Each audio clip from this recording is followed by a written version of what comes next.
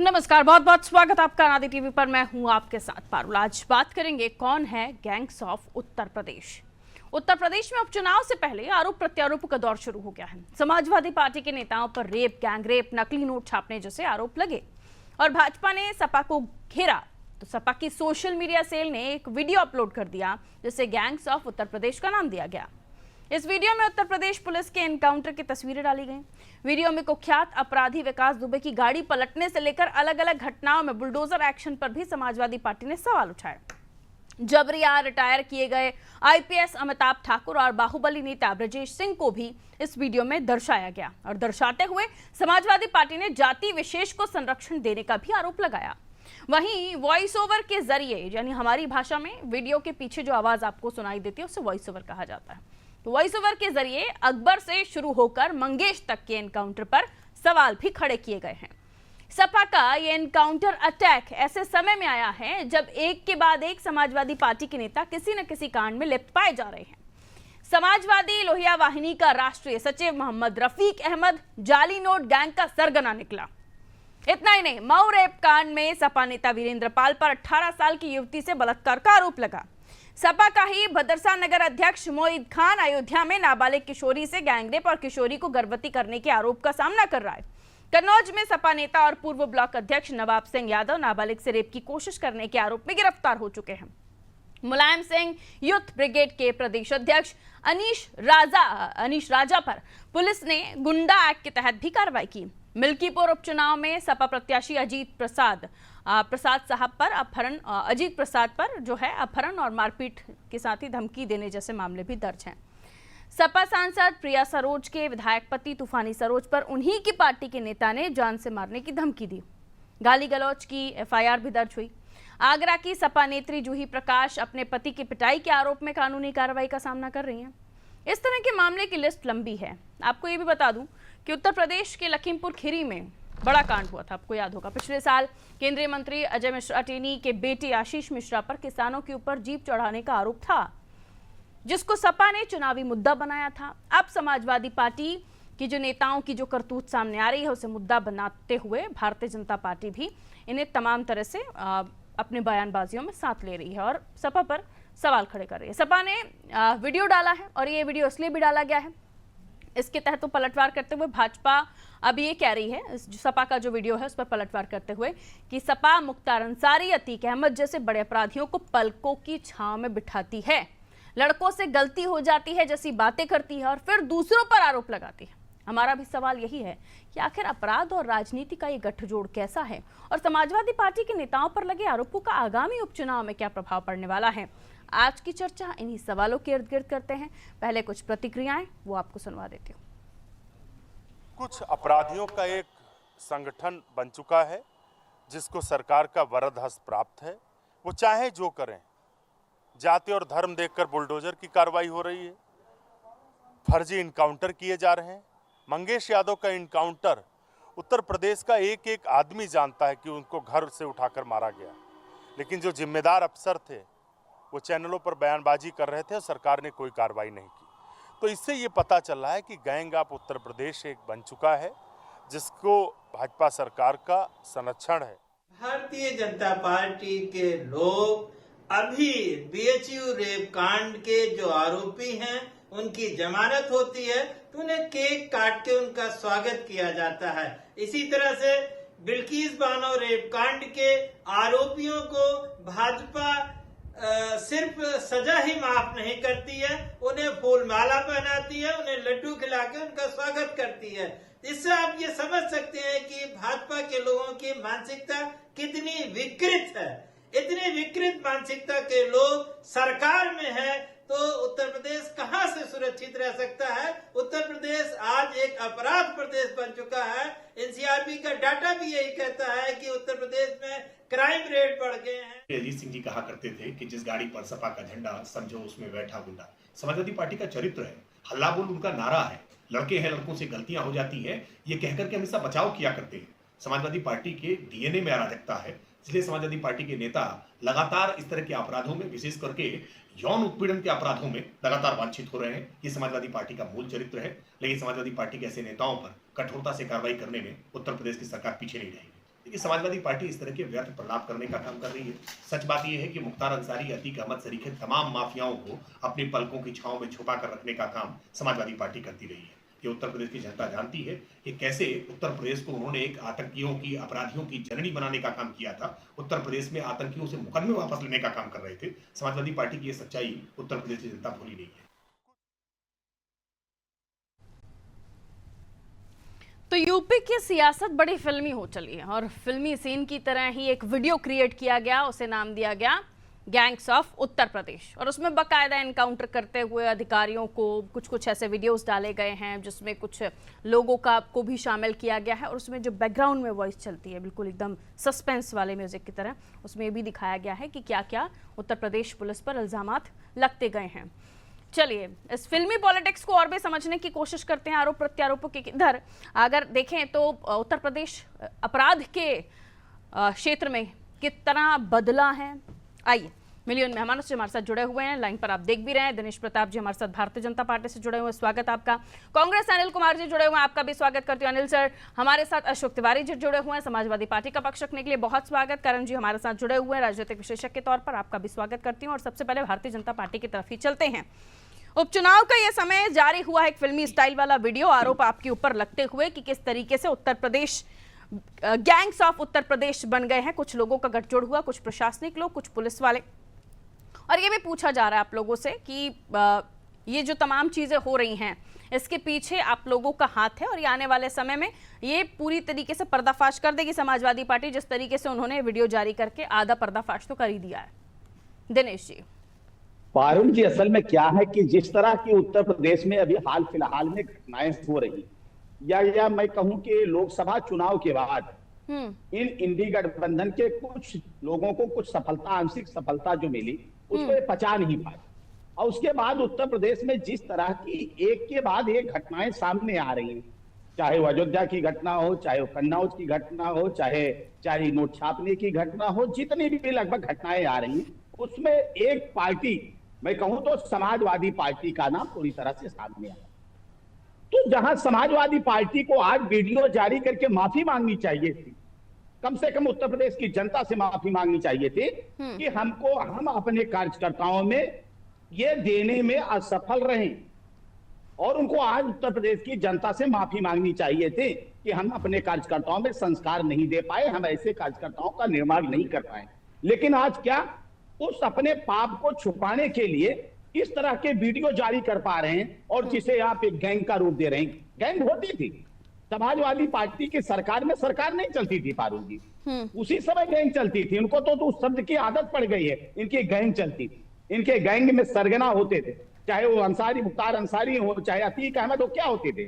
सत्ता के इन माफियाओं के, बाहुबलियों के, दबंगों के इशारे पर सरकार चलती थी, और वही शब्द आज अखिलेश यादव और समाजवादी पार्टी को याद है। मुझे तो अफसोस होता है, वो पार्टी जो है उत्तर प्रदेश में जिन्होंने शासन किया था, और आज के कम से कम अगर दाग पारुल जी चेहरे पे लगे हैं तो साफ तो चेहरे को करना चाहिए, लेकिन आप साफ जो है दर्पण को कर रहे हैं, तो दर्पण को कितना ये भी पलट साफ के अगर कीजिए, आपके सामने तो रख दिया जाए तो फिर क्या कीजिएगा? अजय मिश्रा टेनी, उसका भी जिक्र नहीं, हम कह रहे हैं पारुल जी बिल्कुल रखना चाहिए, बिल्कुल रखना चाहिए। हम कह रहे हैं रखने से गुरेज होना ही नहीं चाहिए किसी भी, हमें नहीं कह रहे हैं, लेकिन किसी भी अपराध में किसी का भी नाम आता है तो कम से कम चाहे जो पार्टी हो, तो उसके संरक्षण के लिए, उसके संवर्धन के लिए पार्टी को खड़ा नहीं होना चाहिए। और भारतीय जनता पार्टी ने काम नहीं किया है। आज समाजवादी पार्टी उनमें जाति ढूंढ रही है, जिन लोगों ने आतंकवादियों पर से मुकदमे वापस लिए, आज जो बैठ के इस तरह से वीडियो जारी कर रहे हैं, लंबा हो गया सर आपका जवाब, थोड़ा रुक जाइए। इसकी जनता से माफी मांगी। ठीक, अशोक तिवारी जी, कहा जाता है कि सामने वाले का कॉलर अगर अनिल शर्मा जी हैं, जरा नाम करेक्ट कर लीजिए अनिल शर्मा जी का प्लीज, पिछली बार भी सर ने करेक्ट करवाया था, उसको करेक्ट कर लीजिए। ठीक है, मैं माफी चाहूंगी अनिल जी इस मामले में। अशोक तिवारी जी, सामने वाले का कॉलर कितना गंदा है ये तो ठीक है, लेकिन अपना कॉलर भी देख लेना चाहिए कि आपके कॉलर पे कितने दाग। सवाल ये कि क्या वाकई लाइन बाय लाइन आपके मामले, आपकी पार्टी से जुड़े हुए नेताओं के मामले सामने आ रहे हैं, इसलिए आपको ये वीडियो जारी करके बताना पड़ रहा है एनकाउंटर, यानी अपराध के मामले में आप अपने आप को बैकफुट पर समझ रहे हैं क्या? कि समाजवादी पार्टी के समय ये तस्वीर थी, अतीक अहमद, मुख्तार अंसारी, ये नाम अब खत्म हो चुके हैं उत्तर प्रदेश से। आपको ऐसा लग रहा है कि अपराध के मामले में या आप लॉ एंड ऑर्डर के मामले में आपसे सवालात पूछे जा सकते थे, इसलिए आपने बूम करके एक वीडियो डाल दिया, गैंग्स ऑफ उत्तर प्रदेश, नहीं? जी जी जी पारुल जी, स्थिति अपने आप स्पष्ट है, आईने की तरह साफ है। इस समय उत्तर प्रदेश का जो स्क्रीन है, उस स्क्रीन पर जो है जो कुछ हो रहा है वो जनता देख रही है। जनता हमारी निर्णायक है। जनता पर ही हमें भरोसा है और जनता हमें प्यार भी देती है, दुलार भी देती है माननीय अखिलेश जी को। जी। सच्चाई ये है कि जो इनकी करनी है उसको हम सामने लाए हैं, जो इनकी करनी है। आज हमारे राष्ट्रीय अध्यक्ष माननीय अखिलेश यादव जी ने स्पष्ट रूप से चैलेंज किया योगी सरकार को, योगी जी को, कि आप टॉप 10 माफिया की लिस्ट जारी कर दीजिए। टॉप 10 माफिया जो भी हो इस समय उत्तर प्रदेश में, उनकी सूची जारी कर दीजिए और ये अपने आप पता चल जाएगा कि वो कहाँ है, किस जगह है और किसके साथ है। सच्चाई ये है कि जो ये कर रहे हैं, अपनी करनी का फल इन्होंने 24 के चुनाव में, 24 के लोकसभा चुनाव में फल भुगता है और अभी भुगतना बाकी है। अभी तो बहुत बड़ी फिल्म बाकी है 27 की। 27 में इनके परखचे उड़ने वाले हैं, 10 के 10 चुनाव हारने जा रहे हैं। सच्चाई है, जनता से दूरी बन चुकी है, पिछड़े इनके साथ है नहीं और दलित भी इनके साथ नहीं है। दलित तो बहुत बड़ी संख्या में हमारे साथ है इस समय। बहन जी की राजनीति के निष्क्रिय होने के बाद से दलित सारा का सारा बसपा का भी जो भी था वो सब हमारे साथ है इस समय। समाजवादी पार्टी साथ है, माननीय राष्ट्रीय अध्यक्ष के साथ है, क्योंकि हम उनके हकूक की रक्षा कर रहे हैं, उनकी लड़ाई लड़ रहे हैं दलित की। हम दलित तो पिछड़े हमारे साथ हैं, साथ साथ सवर्ण वर्ग भी जो समझदार है, जो समाजवादी विचारधारा का है, जो समान विचारधारा का है, सबको साथ रहना चाहता है और जो है संविधान की रक्षा करना चाहता है, ऐसा सवर्ण समाज भी हमारे साथ है। और होता ना अगर तो 24 के चुनाव में इतना बड़ा जनाधार हमारा न बनता कि हम जहां हारे भी हैं वहां कम वोटों से हारे हैं। राजनाथ सिंह का अंतर घटा है, मोदी जी का अंतर घटा है जीतने का। ये प्रमाण है कि जनता हमारे साथ है और जन जन हमारे साथ है और ये बैकफुट पर है।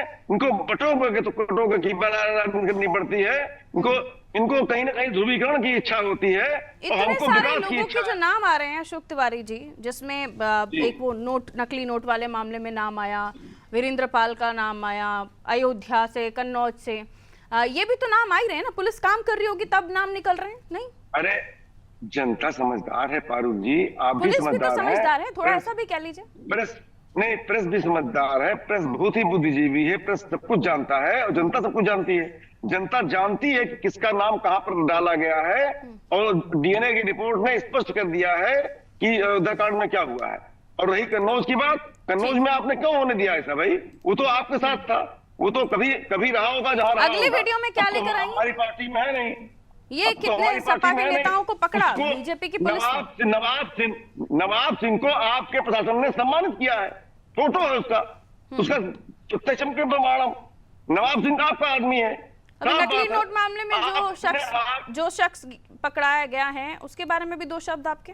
देखिए, जो भी दोषी है, कोई भी दोषी भी है, कहीं से भी जुड़ा हुआ हो, उसको कठोर दंड दीजिए, आप साबित कीजिए उसका दोष, दंड दीजिए। अच्छा, इस मामले में कार्रवाई बीजेपी की पुलिस ने न्याय संगत की होगी नकली नोट वाले मामले में, बाकियों में नहीं जो है नहीं तो साबित कीजिए, कड़े से कड़ा दंड दीजिए। न्यायालय इसका काम करता है, पुलिस भी अपना काम करती है, न्यायालय भी अपना काम करता है। मैंने कहा इसमें शक नहीं है आपको, बाकी में शक है, तो मैंने कहा पूछ लेते हैं। न्यायालय अपना काम न्यायालय करेगा। अगर कोई भी राष्ट्रहित के विरुद्ध काम करता है, कोई भी न्यायालय अपना काम करेगा और आप वीडियो जारी करके गैंग्स ऑफ उत्तर प्रदेश का वीडियो जारी करके अपना काम कर रहे हैं। खैर, अब मैं नहीं वापस आऊंगी, दिनेश जी बाद में आऊंगी आपके पास। अनिल जी के पास जा रही हूँ। अनिल जी, ये जो जिस तरीके का अभी ये पॉलिटिक्स में फिल्मी एंट्री हो चुकी है और उपचुनाव से पहले इस तरह के वीडियो, हम तो बिल्कुल विधानसभा चुनाव और लोकसभा चुनाव से पहले इस तरह के वीडियोस देखते थे, पता चलता था कि ये मैनिफेस्टो से जारी होने से पहले इस तरह का वीडियो है, फलाने को रावण बताया, फलाने को कुंभकर्ण बताया, फलाने को कुछ बताया, इस तरह के वीडियो सब विधानसभा जो मेन इलेक्शन थे। यानी पता चल रहा है कि वर्थ कितना रख रहा है ये उपचुनाव, इसलिए हर कोशिश आसान करने की कवायद हो रही है। अनिल जी, अपराध के मामले में भी कौन सही कौन गलत बताने की कोशिश हो रही है, शक कहीं पर नहीं, ऐसे कैसे हो सकता है सर? पारुल जी, सबसे पहले मैं प्रणाम करूंगा सभी चैनल पर बैठे पैनलिस्ट भाइयों को, आपको भी और दर्शकों को जी। आज उत्तर प्रदेश में उपचुनाव है, 10 सीटों पर जो उपचुनाव होने जा रहा है और 2024 में जो चुनाव हुआ उसकी परिणति बताती है कि सरकार कहीं ना कहीं परेशान है, इनकी पेशानी पर पसीना है और जब खुद का दिमाग ठीक से काम नहीं करता ना, जब परेशान हो जाते, भैया पसीना हमारे दिनेश भाई पहुंच भी रहे, तो होता ये है भारतीय जनता पार्टी का जो चरित्र है जी, ये हमेशा से आजादी से लेके अब तक के इतिहास में, दिनेश जी सुन लीजिएगा थोड़ी सी, आजादी से लेके अब तक के इतिहास में इनका जो चरित्र रहा है वो किसी ना किसी पर आरोप प्रत्यारोप लगाने का रहा है। और रही बात इनके नेताओं की, तो अपराधी सर्वाधिक, तो उंगली उठा लीजिएगा साहब, हमें कोई दिक्कत नहीं है, आप बोलिए सर प्लीज, आप अपना टाइम मत जाया कीजिए। अपराधी भी इनकी पार्टी में बहुत आयात में है। 2000 सुप्रीम कोर्ट का एक आदेश था, 2020 के बाद जितने भी केस खत्म किए गए उनको पुनः खोला जाए, लेकिन क्या उत्तर प्रदेश सरकार ने उन केसों को दोबारा ओपन करके उनकी जांच को दोबारा कराई? अगर उन केसों को वास्तव में रीओपन करके उनकी जांच बैठ जाती, उन पर कार्रवाई होती, तो निश्चित में सबसे पहले उत्तर प्रदेश सूबे के मुखिया अंदर होते, जिन पर जितने सारे मुकदमे हैं। और भी इनके पार्टियों पर, रही बात बलात्कार की करते हैं ये, तो बलात्कार में भारतीय जनता पार्टी के लोग, जब ये हमारे भाजपा के प्रवक्ता कह रहे थे कि हम भाजपा के लोग उनको अपने लोगों को बचाते हैं, भैया ब्रजभूषण शरण सिंह को बचाने के लिए भारतीय जनता पार्टी का पूरा अमला, आरएसएस का पूरा अमला पूरी ताकत के साथ लग गया था।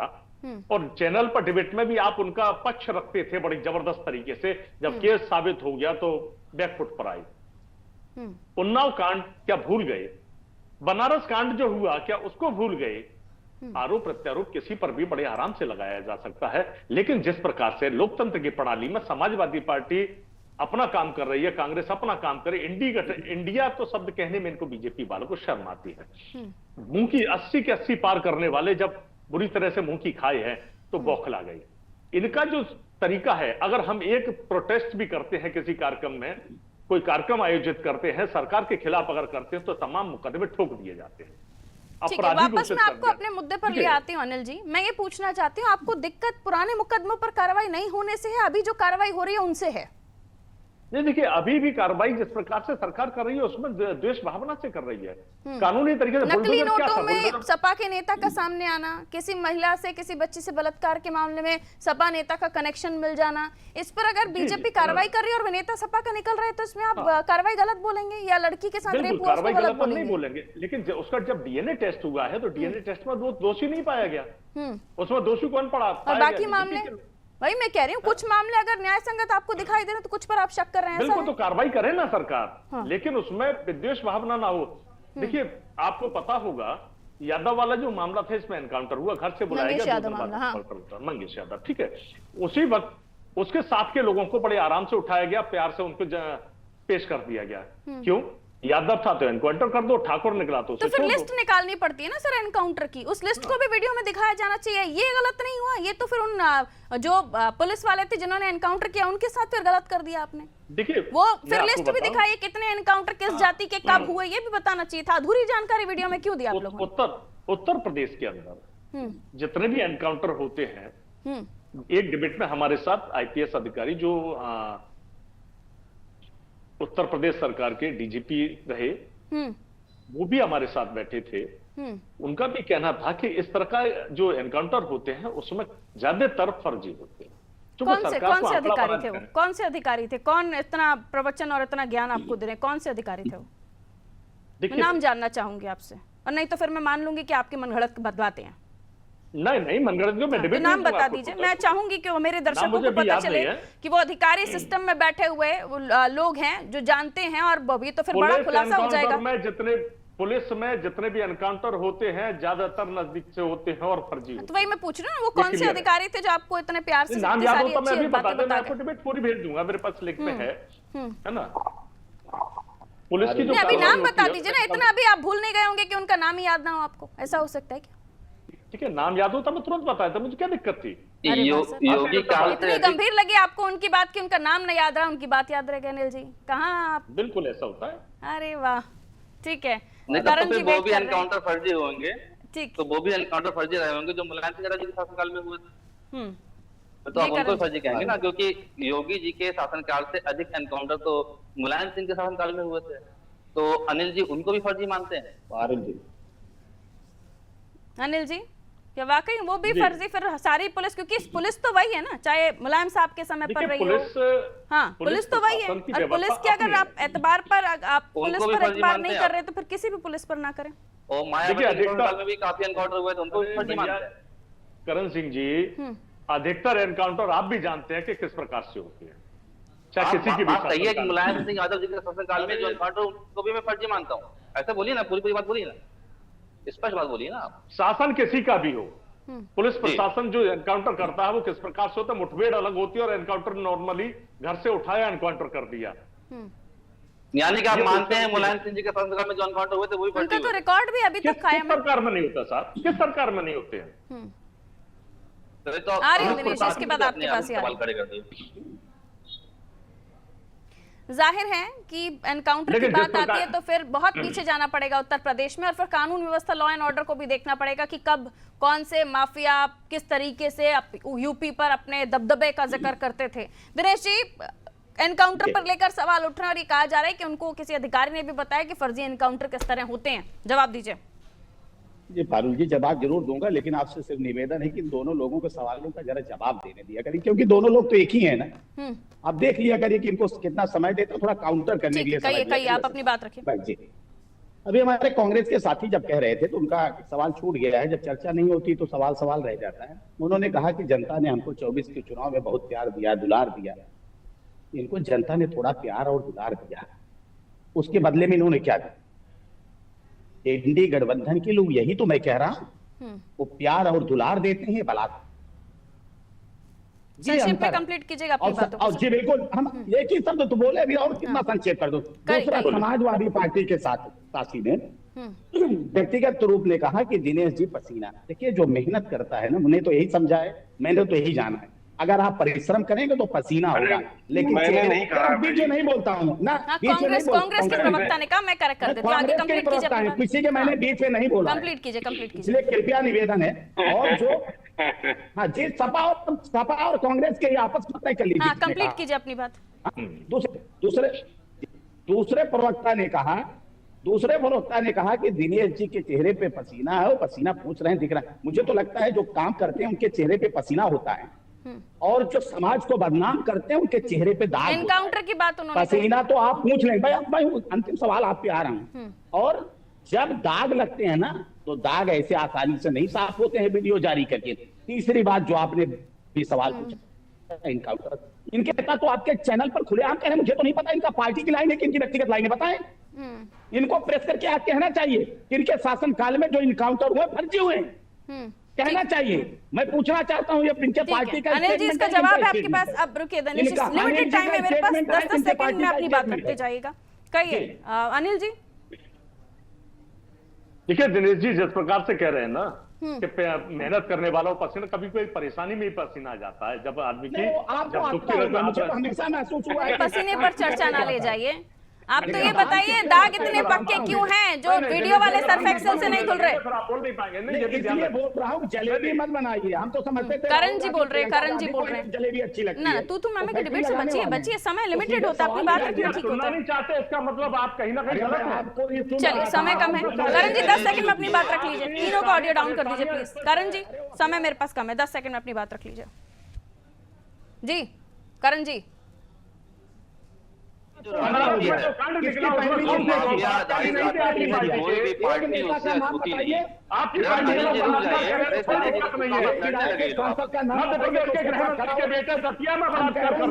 आप को नंबर 1 बताना यहाँ पर जरूरी नहीं है कि कौन कितना तेज और कौन कितना ज्यादा बहस कर सकता है। जरूरी यह है कि जनता आपको नंबर 1 का आकलन दे या नंबर 1 आपको बताए।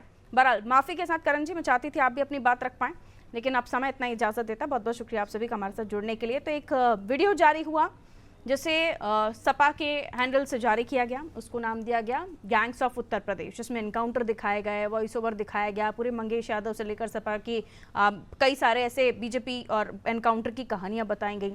और अभी यहाँ जब कांग्रेस के प्रवक्ता ये बोलते हुए नजर आए कि एनकाउंटर के बारे में उन्हें अधिकारी ने बताया कि एनकाउंटर होते हैं, वो कौन अधिकारी थे उनका नाम वो नहीं बता पाए, उन्होंने कहा भूल गए। सवाल ये भी उठता है कि इस तरह से क्या राजनीति करके उत्तर प्रदेश में अगर सरकार बदली तो समाजवादी पार्टी इस तरह के वीडियो जारी कर कानून व्यवस्था बदलने की कोशिश करेगी, या अभी जो हो रहा है वो उन्हें गलत लग रहा है तो मुलायम साहब के समय जिन पर रिकॉर्ड कायम है एनकाउंटर का, उस समय क्या हो रहा था वह एनकाउंटर सही है, पुलिस तो वही है, ब्यूरोक्रेसी तो वही है, सिस्टम तो वही है, सरकारें बदलती हैं, सिस्टम तो नहीं बदलता, ब्यूरोक्रेसी तो नहीं बदलती। तो आपके समय पर यही ब्यूरोक्रेसी विश्वास पात्र हो जाती है और दूसरे की सरकार आती है तो यही ब्यूरोक्रेसी आपको एनकाउंटर के टाइम पर गैंग्स ऑफ उत्तर प्रदेश दिखाई देने लगते हैं। खैर, दीजिए इजाजत, नमस्कार।